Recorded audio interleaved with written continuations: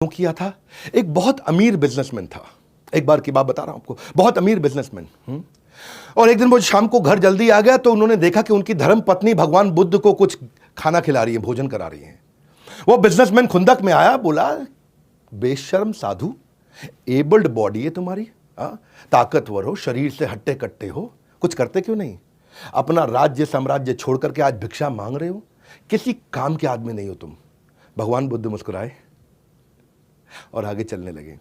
जब चलने लगे तो उस आदमी को और खुंदक आ गए, और खुंदक, क्योंकि उसको ना बिल्कुल ये ऐसे समझ लो जैसे it added like a fuel, आग के अंदर घी डालने का काम किया भगवान की मुस्कुराहट ने। जब उसको और खुंदक आ गई, और खुंदक आई तो वो आदमी आगे आया और भगवान बुद्ध के मुंह पे थूक दिया।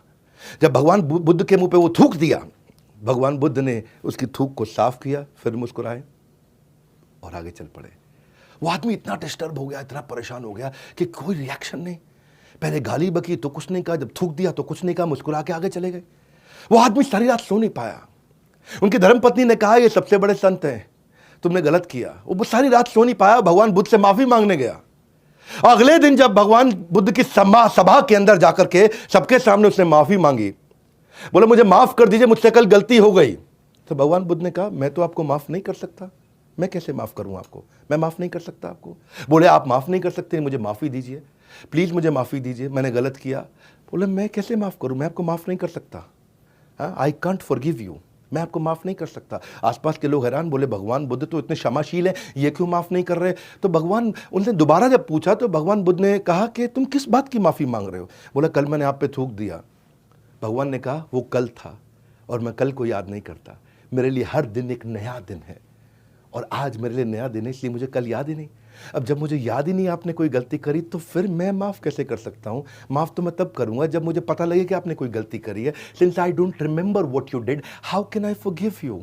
Every morning we are born again. ये भगवान बुद्ध ने भगवद गीता के एक और प्रिंसिपल को बड़े अच्छी से एस्टैब्लिश किया। क्या कहते हैं? समझदार व्यक्ति वही कहलाता है जो धीरज रखने वाला हो, ना कि क्रोध करने वाला हो। देहिनो अस्मिन् यथा देहे कौमारम यौवनम जरा तथा देहांतरा प्राप्तिर धीरस् तत्र न मुह्यति। जो धीर व्यक्ति है वो कल जो शरीर बदल गया, परसों जो शरीर बदल गया, कौमारम यौवनम जरा, बचपन, जवानी, बुढ़ापा, शरीर बदलता है, रोज बदलता है, और कल की बात को वो बदल करके खत्म कर देता है। धीरस् तत्र न मुह्यति, धीर व्यक्ति मोहित नहीं होता है। हर दिन नया होता है और उससे कोई फर्क नहीं पड़ता कि कल क्या हुआ। हर दिन हम नई शुरुआत कर सकते हैं। यह भगवान बुद्ध का वचन है। क्रोध को पाले रखना एक गर्म कोयले को किसी और के ऊपर फेंकने की नियत से पकड़ने के समान है कि मैं किसी और के ऊपर कोयला फेंकने वाला हूं, गरम गरम कोयला किसी और के ऊपर फेंकूंगा। जब इस नियत से मैं उसको पकड़ता हूं तो पहला हार्म मुझे होता है, पहला मेरा हाथ जलता है, बाद में कि कोई और जले या ना जले यह पक्का नहीं है, लेकिन मैं जरूर